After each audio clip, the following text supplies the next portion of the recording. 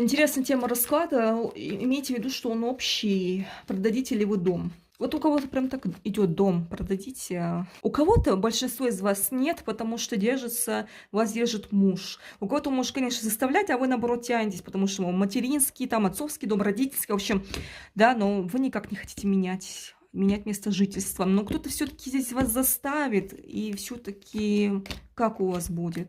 Ну, у кого-то реально не дает мужик. Да вам сейчас не до дома, вам бы с человечком поговорить. И еще цена неадекватная на дом есть, да, какие-то воспоминания в доме. Короче говоря, у большинства все-таки я здесь вижу нет.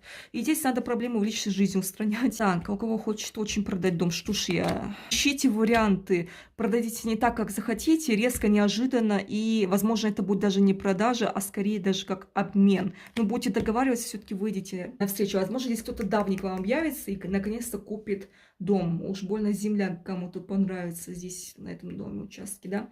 Вот как-то так. У кого личный расклад требуется, да, потому что я смотрю, здесь у кого-то реально проблема в другом совершенно. Обращайтесь.